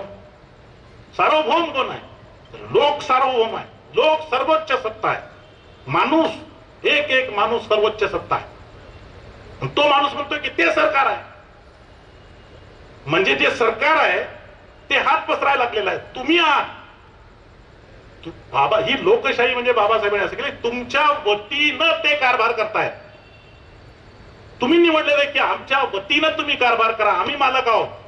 लोकशाहीचा असा अर्थ आहे, आम्ही मालक आहोत. आम्ही तुम्हाला नेमलेलं आहे. आम्ही तुम्हाला निवडून दिलंय म्हणजे काय? आम्ही तुम्हाला आमच्या वतीनं नेमलेलं आहे की तुम्ही कारभार करा. ते आमच्यावर राज्य करायला लागले. तेच आम्हाला म्हणायला लागले आम्ही तुम्हाला देतो. अरे तुम्ही देणारे कोण? आम्ही घेणारे कोण? आम्ही जर तुम्हाला सत्तेत बसवलं असेल तुम्ही देणारे कोण? पण लोकशाहीचा अर्थच आपल्याला कळू दिला नाही. आपल्याला वाटलं सरकार म्हणजे तेच प्रमुख आहे, आपण म्हणजे याचकच आहोत. बाबासाहेबांनी लोकशाहीने एवढा मोठा आपल्याला अस्तित्व, त्याचं मूल्य बहाल केलं, पण ते मूल्य आपल्यापर्यंत पोहोचूच दिलं नाही. आपल्याला वाटतं तेच सरकार आहे, याचं सरकार त्याचं सरकार. म्हणून बाबासाहेबांनी या सगळ्या गोष्टीचा विचार करून बहिष्कृत भारत नावाचं वर्तमानपत्र केलं. बहिष्कृत भारतामध्ये बाबासाहेबांनी लिहिलं, कुणीच नाही हो माणूस लिहायला. पैसे कोण देणार एवढं वर्तमानपत्र चालवायचं? 8-8 रकाने असतात, 1, 2, 3, 4, 5 कॉलम. बाबासाहेब म्हणाले मी सगळे रकाने लिहून काढायचे. एकटाच लिहित होतो मी, कुणी माणूस नाही. एकट्यानंच मी हे रकाने लिहिले. वर्गणीदार कमी आहे. आणि मग कशा बशा पद्धतीने हे जे लोकांशी भांडणं आहे, आपलं मत मांडणं आहे. बहिष्कृत भारत तरी का काढला? तर महाडचा 14 तळ्याचा सत्याग्रह केला. आणि महाडचा 14 तळ्याचा सत्याग्रह केला तेव्हा त्यांच्या लक्षात आलं की अरे ही गोष्ट मांडायला कुणी नाही आहे. मी का सत्याग्रह करतो हे कुणी सांगायला तयार नाही. उलट त्यांनी काहीतरी वावड्या उठवलेल्या होत्या. म्हणून बाबासाहेबांनी बहिष्कृत भारत काढलं. त्याच्यामध्ये लिहिलं की महाडचा धर्मसंघर्ष आणि ब्रिटिशांची जबाबदारी. महाडचा धर्मसंघर्ष आणि ब्रिटिशांची जबाबदारी. दुसरा आग्रह एक लिहिला महाडचा धर्मसंघर्ष आणि सवर्णांची जबाबदारी. तिसरा आग्रह एक लिहिला महाडचा धर्मसंघर्ष आणि अस्पृश्यांची जबाबदारी. सगळ्यांचा विचार बाबासाहेब मांडतात. अस्पृश्यांचं नाही मांडत. तुमची काय जबाबदारी, तुमची काय जबाबदारी, तुमची काय जबाबदारी. बहिष्कृत भारतच्या रकानेच्या रकाने लिहिलं. जनता नावाचं, समता नावाचं वर्तमानपत्र सुरू झालं. समता हे बाबासाहेबांचे संपादक नव्हते, तर त्या काळामध्ये बाबासाहेबांना इतर जाती धर्माचे पण मित्र मिळाले. आणि इतर जाती धर्माचे मित्र मिळाल्याच्या नंतर त्यांनी म्हटले की समाज समता संघ नावाचा एक आम्ही संघ काढलेला आहे अस्पृश्यता निवारण होण्यासाठी. आणि सगळे कद्रेकर, नाईक, टिळक अशी सगळी मंडळी त्याच्यामध्ये होती. आणि ते आले आणि बाबासाहेबांना म्हणाले बाबासाहेब तुम्ही आमचे प्रमुख व्हा, तुम्ही अध्यक्ष व्हा. बाबासाहेबांना ही सहकारी पाहिजेत होते. असे जे सवर्ण समाजातले सगळे मित्रमंडळी आहेत त्यांना घेऊन त्यांनी समाज समता संघ नावाचा संघ स्थापन केलेला होता. त्याचे ते अध्यक्ष झाले. त्याचं वर्तमानपत्र होतं समता नावाचं. पण झालं असं की समाज समता संघाचा एक कार्यकर्ता होता. ते होता टिळकांचा मुलगा श्रीधर बळवंत टिळक. आणि ते हे अस्पृश्यता निवारणाचं काम करतोय म्हणून त्याचा छळ करू लागले सगळे लोक. आणि छळाला तो कंटाळला आणि त्याने एक पत्र लिहिलं बाबासाहेबांना.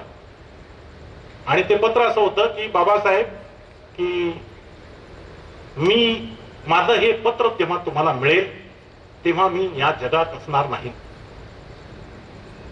कारण अस्पृश्य बांधवांचं हे दिन दुःख मी ईश्वराच्या चरणी, श्रीकृष्णाच्या चरणी अर्पण सांगण्यासाठी मी जात आहे. म्हणजे आत्महत्याची शेवटची चिठ्ठी त्यांनी बाबासाहेबांच्या नावाने लिहिली. श्रीधर बळवंत टिळक हे कोण आहेत? लोकमान्य बाळ गंगाधर टिळकांचे सुपुत्र. त्यांनी बाबासाहेबांना मरताना चिठ्ठी दिली की मी हे चाललेलो. आणि खरोखरच त्यांनी आत्महत्या केली. बाबासाहेबांना पत्र मिळालं तोपर्यंत त्याची आत्महत्या केलेली होती. बाबासाहेबांनी त्याच्यावर दुनिया नावाच्या वर्तमानपत्रामध्ये लेख लिहिला, त्याचं कौतुक केलं की हा कसा माणूस अस्पृश्यता निवारणासाठी किती निष्ठापूर्वक या माणसानं काम केलेलं. आणि हेही लिहिलं की लोकमान्य ही पदवी जर कुणाला शोभून दिसत असेल तर ती श्रीधर बळवंत टिळकांना होय, असं पण त्यांनी. आणि त्याच्या मृत्यूचा दिवस शुक्रवार होता म्हणून समता वर्तमानपत्र हे शुक्रवारी सुरू होतं, दर शुक्रवारी ते प्रकाशित होतं. आणि बाबासाहेबांच्या चळवळीमध्ये मी जे उल्लेख सुरुवातीला केला होता, ज्या सगळ्यात महत्वाच्या वर्तमानपत्राचा उल्लेख आपल्याला करावा लागेल तो आहे जनता. कारण बहिष्कृत, बाबासाहेब म्हणले की बहिष्कृत भारत जेव्हा वर्तमानपत्र सुरू केलं दुसरे वाचत नाहीत लोक, लोकांना वाटलं हे बहिष्कृतासाठीच आहे. बाबासाहेब सगळ्या देशाची भूमिका मांडू पाहत होते आणि हे सगळे लोक वाचायला तयार नाही. आणि म्हणून बाबासाहेबांनी त्याचं नाव जनता असं केलं, पीपल. जनता हे वर्तमानपत्र आंबेडकरी चळवळीचं महत्वाचं मुखपत्र आहे. ते दीर्घ काळ चालले, 1956 पर्यंत चालले, 1930 ला सुरू झाले. 25-26 वर्ष हे जनता वर्तमानपत्र होतं. आणि मी ज्याचा उल्लेख सुरुवातीला केला ही जी भाषणं आहे, म्हणजे गांधी बाबासाहेबांची भेट कधी झाली ते सगळा उल्लेख जनतामध्ये पाहायला मिळतो. गोलमेज परिषदेमध्ये काय घडलं त्याचा सगळा वृत्तांत आपल्याला जनतामध्ये पाहायला मिळतो. हे जे पुणे कराराच्या संदर्भानं काय घडलं ते त्याच्यामध्ये पाहायला मिळतं. मजूर मंत्री असताना बाबासाहेबांनी काय केलं हे सगळं त्याच्यामध्ये पाहायला मिळतं. बाबासाहेबांनी जो पत्र व्यवहार केला तो सगळं त्याच्यामध्ये पाहायला मिळतो. जनता हे नावाचं जे वर्तमानपत्र आहे त्याच्यामध्ये फार मोठा आंबेडकरी चळवळीचा दस्तावेज आपल्याला पाहायला मिळतो. खूप मोठ्या गोष्टी या वर्तमानपत्रामध्ये पाहायला मिळतात. आणि मी ज्याचं म्हणालो की बाबासाहेब स्वप्न पाहत होते की मला प्रबुद्ध भारत निर्माण करायचा आहे आणि म्हणून जनता या वर्तमानपत्राचं जीवनाच्या अखेरच्या काळामध्ये त्यांनी प्रबुद्ध भारत असं नाव बदललं. तेच वर्तमानपत्र होतं पण ते प्रबुद्ध भारत केलं. आणि तुम्हाला सांगायला हरकत नाही, आता वेळ कमी राहिला, जवळपास 5-6 मिनिट राहिलेत, एक थोडासा 5-10 मिनिट थोडे जास्त घेईल मी, कारण आजच्या संदर्भाने पण बोललं पाहिजे की त्याच्यामध्ये प्रबुद्ध भारत मध्ये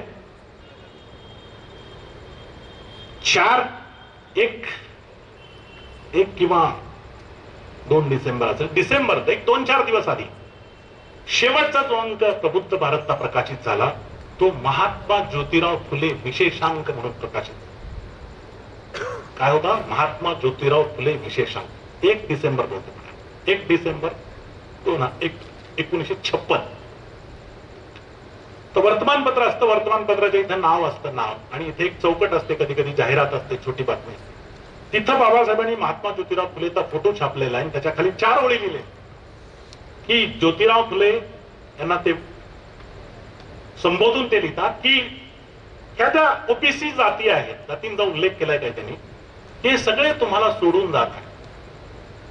ब्राह्मणेतर चळवळ कोलमडत होती, सगळे सोडून चाललेले. महात्मा फुलेंचा विचार काँग्रेसमध्ये होऊ लागला. सत्ता, बाबासाहेबांनी म्हटलं की हे सत्य शोधक हे सत्ता शोधक बनलेले आहे, सत्तेच्या मागे जाऊन. पण बाबासाहेब म्हणाले की हे सगळे लोक तुम्हाला सोडून चाललेले आहेत. आणि बाबासाहेबांनी लिहिलंय पुढचं वाक्य महत्वाचं आहे की बाबासाहेब म्हणतात की पण तुम्ही जो आम्हाला राजकीय मार्ग आखून दिलेला आहे तोच आमचा मार्ग राहणार आहे. कुणी कितीही तुम्हाला सोडून जावो, आम्ही तुम्ही दिलेला मार्ग कधीच सोडणार नाही. बाबासाहेबांनी महात्मा फुलेला वचन दिलं की आम्ही हा मार्ग सोडणार नाही, फुल्यांचा मार्ग. आणि नंतर त्यांचं महापरिनिर्वाण 6 डिसेंबरला झालेलं आहे. आता मी हे जे, आता खूप मुद्दे आहेत पण ते मी सगळे घेत नाही. आता 1-2 मुद्दे घेऊन मी संपवेल. नाही, 5-7 मिनिटं होती की आता ही जी सगळी बाबासाहेबांनी पत्रकारिता केली आणि त्या पत्रकारितेमध्ये मी तुम्हाला म्हणालो की काही विचार बाबासाहेबांनी दिले. 2 पद्धतीचा मी विचार सांगण्याचा प्रयत्न केला की ते दलितांच्या बाजूने तर ते होतेच, पण त्याच वेळेस ते भारताच्या उन्नतीचा, भारताच्या समृद्धीचा देखील विचार करत होते. आज हा आपण म्हणतो की लोकशाहीचा हा 4था स्तंभ आहे, आज सगळं बदललंय. किंवा सगळे मुलं म्हणतील काय लावलं तुम्ही हे 1947, 56 आणि काय ते जातीयता, काय ते अमुक अमुक, कुठं राहिलं हो? आता सोशल मीडिया आलेलं आहे, सगळं बघायला मिळतं. AI आलेलं आहे, चॅट GPT आलेलं आहे, आता गिबली आलेलं आहे, सगळं आलेलं आहे. कुठं तुम्ही घेऊन बसला? मी तुम्ही 1-2 उदाहरणं तुम्हाला सांगेन की का गरज असते फुल्यांची, का 2500 वर्षाचे बुद्ध पण आज आम्हाला हवे आहेत. का कबीर हवे आहेत, का बसवेश्वर हवे आहेत, का तुकाराम हवे आहेत, का छत्रपती शिवराय हवे आहेत, याची उत्तरं मी तुम्हाला देतो. AI आलं तरी, म्हणून तुम्हाला मुद्दाम 2 उदाहरणं मी तुम्हाला देईन की AI आलं तरी हे संपत नाही. AI आलं तरी जात धर्म विद्वेष संपत नाही. त्याच्यातून आपण परत निर्माण करू. आपण फार थोर लोक आहोत. आपण नव्याला जुनं करण्याचं कसब शिकून घेतलेलं.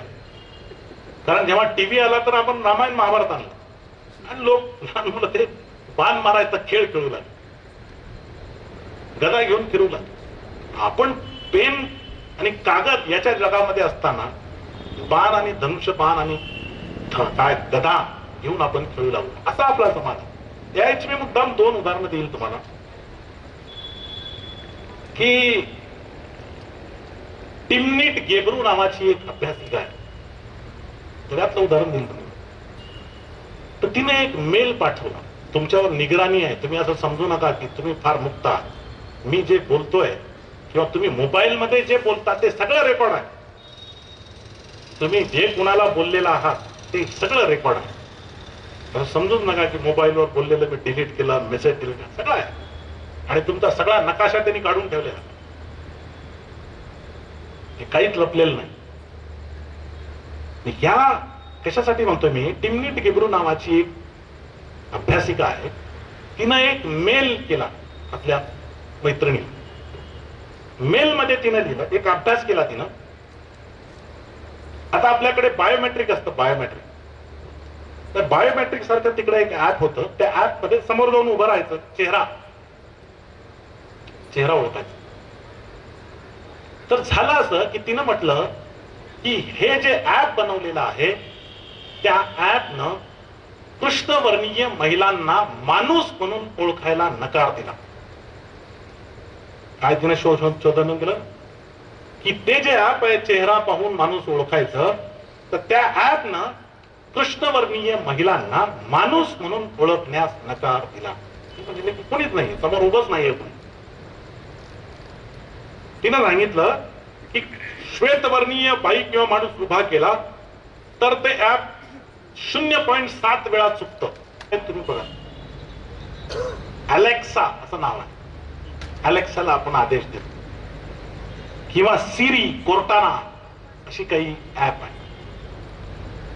तुम्ही बारीक जर पाहिलं त्याच्यामध्ये हे तिन्ही नावं बाईची आहे. अलेक्सा, कोर्टाना, सिरी. म्हणजे तुम्ही एआयच्या जगात गेलात तरी तुम्हाला असिस्टंट म्हणून बाईच पाहिजे. बाईनं दुय्यमच काम केलं पाहिजे. तुम्ही व्हायला पाहिजे प्रगल्भ. फुल्यांनी त्या काळात स्त्री पुरुष समतेचा विचार मांडला. फुल्यांना विचारलं की बाई आणि पुरुष याच्यामध्ये श्रेष्ठ कोण? बाबा महात्मा फुले म्हणजे दोन्ही समान आहेत, पण तरी श्रेष्ठ कोण? महात्मा ज्योतिराव फुले बाई श्रेष्ठ आहे. कारण बाई माणसाला जन्माला घालते, ती जन्माला घालते ती श्रेष्ठ. हा 19व्या शतकामध्ये महात्मा फुलेंनी मांडलेला विचार स्त्री पुरुष समतेचा. एआयच्या काळामध्ये असिस्टंटची नावं काय? डिजिटल असिस्टंटची अलेक्सा, कोर्टाना, सिरी. लिंगभेद अजूनही आहे की जो फुले 18व्या 19व्या शतकामध्ये घालू पाहत होते. बाबासाहेब आंबेडकर हिंदू कोड बिलच्या रूपाने ते नष्ट करू पाहत होते स्त्री पुरुष भेद. एआयच्या काळामध्ये भेद आहे. आणि मग तुम्ही लक्षात घ्या, जास्त उदाहरणं देणार नाही, आणखी खूप उदाहरणं आहेत. पण हे तुम्हाला नको आहे. बीएमडब्ल्यू गाडी आहे, बीएमडब्ल्यू गाडी. बीएमडब्ल्यू गाडीमध्ये जीपीएस लावला तर बाई आदेश द्यायची, डावीकडे वळा, उजवीकडे वळा, सरळ जा, 500 मीटरवर वळा. तर बीएमडब्ल्यूच्या गिराईकांनी बीएमडब्ल्यूच्या कंपनीकडे तक्रार केली. ते म्हणले हा बाईचा आवाज आम्हाला नको. का? बाई आम्हाला आदेश कस काय देते? उजवीकडे वळा, डावीकडे वळा, बाईचा आदेश आम्हाला नको. मग दुसरा त्याच्यातून मार्ग काढला की तिनं सांगावा आम्हाला, पण आदेश देऊन नम्रपणानं सांगा. म्हणजे अजूनही स्त्रियांच्या बद्दलचा तो द्वेष आहे, दुय्यमपणा आहे. म्हणून घातला, इथल्या धर्मशास्त्रांनी घातला. ती सगळी शास्त्र आजही एआयच्या काळात पण जिवंत आहेत असं आपल्याला म्हणा. म्हणून एआय आला म्हणून समता येत नसते. एआय आला म्हणजे जातीभेद जात नसतो. एआय आला म्हणजे काही सगळ्याची विषमता आहे, दमन आहे ते संपत नसतं. उलट हे का घडतं? त्या ऍपनं तो कृष्णवर्णीय चेहरा ओळखायला नकार का दिला? त्याचं कारण आहे त्याला प्रॉम्प्ट तसं केलेलं नाही. त्याला जसं प्रॉम्प्ट केलं त्याच्यापुढे 100 माणसं उभे केली तुम्ही, 100 सगळे श्वेत उभे केले, सगळे श्वेत पण 100,000 काय त्याच्यापुढे उभे केले असतील, ते 1000 माणसाला ओळखायची कॅपॅसिटी त्यांनी मिळवली. त्याच्यापुढे श्वेत माणूस कृष्ण माणूस तुम्ही नेलात ना, कसं काय ओळखू येणार? आणि म्हणून तुम्ही त्याला काय फीड करणार आहात त्या एआयला, तुम्ही त्या ऍपला, तुम्ही त्या डिजिटलला काय तुम्ही देणार आहात? तुम्ही ते देणार आहात तुमच्या डोक्यात जे आहे ते तुम्ही देणार आहात, तुमच्या मनात जे आहे ते तुम्ही देणार आहात. तुमच्या मनामध्ये द्वेष असेल तर तुम्ही द्वेष देणार आहात, आणि तुमच्या मनामध्ये प्रेम असेल तर तुम्ही प्रेम देणार आहात. प्रेम देणारी माणसं असतील आणि त्यांनी जर एआय घडवलं तर तो समाज, तो एआयचा समाज सुद्धा समतावादी होईल. पण एआयला फीड करणारी माणसं जर जातीद्वेषानं पछाडलेली असतील, लिंगभेद त्याच्या मनामध्ये असेल, स्त्री पुरुष त्याच्या मनामध्ये असेल, मुस्लिम द्वेष त्याच्या मनामध्ये असेल, ख्रिश्चन द्वेष असेल, दलित द्वेष असेल, तर ते एआय सुद्धा काम करू शकणार नाही. मी शेवटचा मुद्दा सांगतो आणि थांबतो. शेवटचा मुद्दा असा आहे की आज बाबासाहेबांचा जो वारसा आहे, मी तुम्हाला सांगितलं की एक लक्षात घ्या, मी महत्वाचं की आज जुनं उकरून काढण्याची फार सवय लागली. इतिहासात असं होतं, इतिहास तसा होता, इतिहास. बाबासाहेब काय म्हणाले? बाबासाहेब म्हणाले आपल्याला नवा भारत निर्माण करायचा आहे. मी सगळ्यांना सांगतोय, सांगा जाऊन आपल्या मित्रांना ऑफिसमध्ये इकडे तिकडे की आम्हाला नवा भारत निर्माण करायचा. बाबासाहेबांनी राज्यघटना निर्माण केली. राज्यघटना निर्माण करताना हेतू काय होता? मी सांगतो की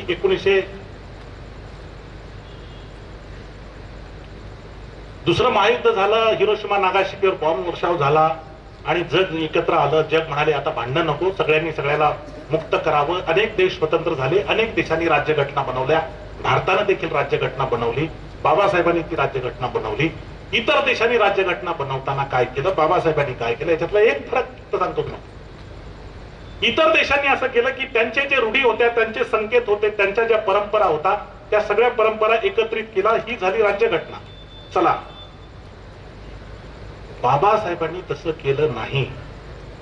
बाबासाहेब म्हणाले की हा जो जुना भारत आहे, हा जुना भारत द्वेषाचा आहे, विषमतेचा आहे, दमनाचा आहे, शोषणाचा आहे, दुःख यातनांचा आहे. हा नकोच, आपण नवं निर्माण करू. आणि मग तुम्ही ती प्रियांबल जर वाचलं तर धर्मनिरपेक्ष लोकशाही गणराज्य निर्माण करण्याचा आम्ही संकल्पपूर्वक निर्धार करीत आहोत. आम्ही नवं निर्माण करण्याचा संकल्प केलाय. हे जुनं उकरत बसण्याचा संकल्प केलेला नाही. हे तर वाचा. जुनं नको. जुनं का नको? बाबासाहेब म्हणाले जुनं का नको? बाबासाहेब म्हणाले जुनं जर काढलं तर आपण कधीही एक होऊ शकणार नाही. कारण जुन्यामध्ये आम्ही कधीच एक नव्हतो. आम्ही एक नव्हतो म्हणून तर गुलाम होतो. म्हणून तर डच आले, शक आले, हून आले, फ्रेंच आले, पोर्तुगीज आले, ब्रिटिश आले. किती लोकांनी लुटलं आपल्याला? का? आम्ही एक नव्हतो, आम्ही धड नव्हतो, आम्ही विषमतेने ग्रस्त होतो. म्हणून ते नका सांगू, ते सोडा, इतिहास नका सांगू. आम्हाला नवा भारत निर्माण करायचा. आणि नवा भारत निर्माण करायचं ही नवीन मूल्य घेऊ. स्वातंत्र्य, समता, बंधुता, जी त्याच्याही पलीकडे होती बुद्धाच्या काळामध्ये, मधल्या काळात. आणि असा नवा भारत निर्माण करू. आपण एक होऊ, आपण राष्ट्र निर्माण करू.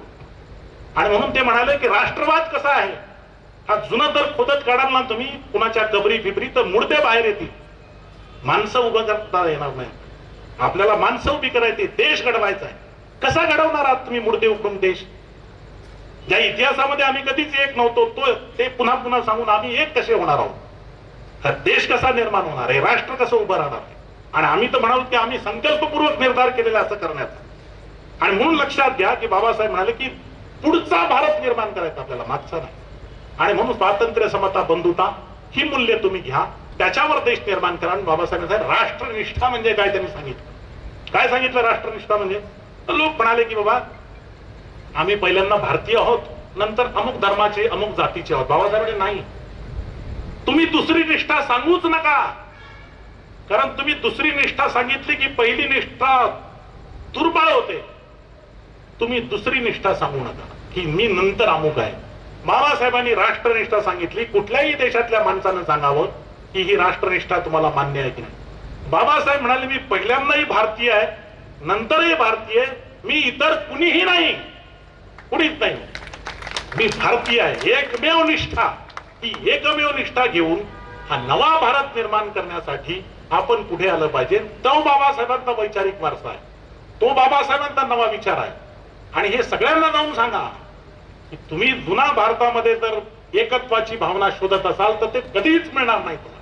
तुम्ही भांडतच राहा, तुम्ही द्वेषच करत राहा. बाबासाहेबांनी जो मार्ग दिलेला आहे की तो नवा भारत निर्माण करायचा, इथून आपण एक होऊया, इथून पुढे चालूया. पुढे वाटचाल करण्यासाठी एकता पाहिजे. मागचा इतिहास काढून तुम्ही एक होऊ शकणार नाही किंवा कुणाला तुम्ही राष्ट्र निर्माण करू शकणार नाही, देश निर्माण करू शकणार नाही. आणि म्हणून हा तो नवा भारत निर्माण करण्याचा तो उपदेश बाबासाहेबांनी केला. एक स्वप्न आपल्याला दिलं, एक वारसा आपल्याला दिला. तो आपला खरा वैचारिक वारसा आहे. सोशल मीडियाचा जमाना आहे.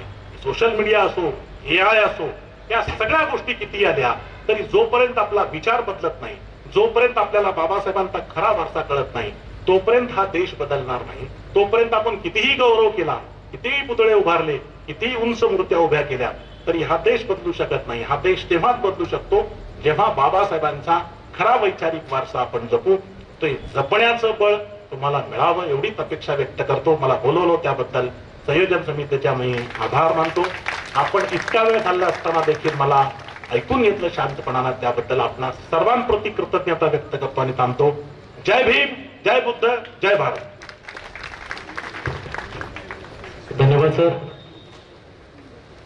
डॉक्टर राजेंद्र गोनारकर यांनी समाज माध्यमाचं आज